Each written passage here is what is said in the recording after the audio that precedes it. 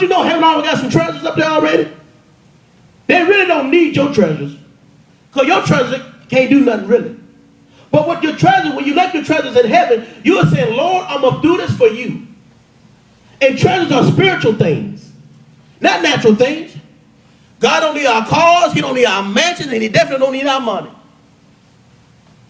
So everything the world think they have, God don't need it. So he's telling the spiritual being to understand that you got to do things that's going to impact the kingdom. Because when you lay up treasures in heaven, Marquise, it's going to draw somebody else closer to the Lord. You walking in love, and you're walking in humbleness, you're walking in forgiveness. You're not walking in being upset and mad at the world. But yes, I do feel that God has to come into your heart and touch it, because he's going to deal with the heart on the last couple of verses. Just think about the day and time we live in. Think about what's going on. Think about the price it's going to cost for us to stay in the will of God. Verse 21 says, for where your treasure is, there will your heart be also.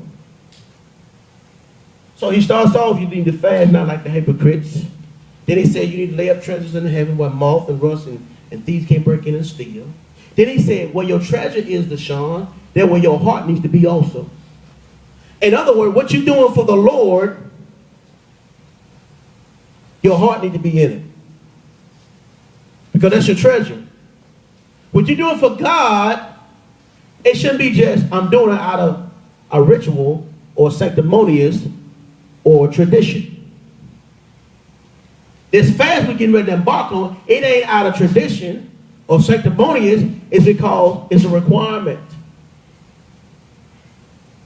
to fast. It's a requirement to fast. It's a requirement to fast. It's a requirement to fast. But if we don't recognize that it's a requirement, we're not gonna hold that true to our heart. There's something I need to do.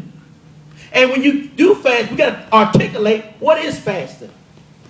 Abstaining from food and some other things. But what's the purpose of fasting? To bring you closer to the Lord. And how do I fast? What time do I do it? What do I do in the meantime while I'm fasting?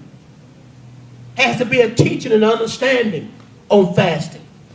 It has to be a reading of the word when it comes to fasting. It has to be a consecration to lay aside what you normally do. Now I'm doing it for the Lord, and I'm taking all that other things away. In other words, if he asks you, can you go without it? Can you go without it? Can you go without watching TV all week? Can you go without eating meat or whatever the case may be? Can you go without, reading your favorite book? But we want you to read the Bible now. Can you go out being on the website or Facebook or Twitter for a week or 21 days? Can you tell the folks, listen, I'm gonna be out of pocket for a couple weeks. Don't take it the wrong way, but I won't be able to hit you back up.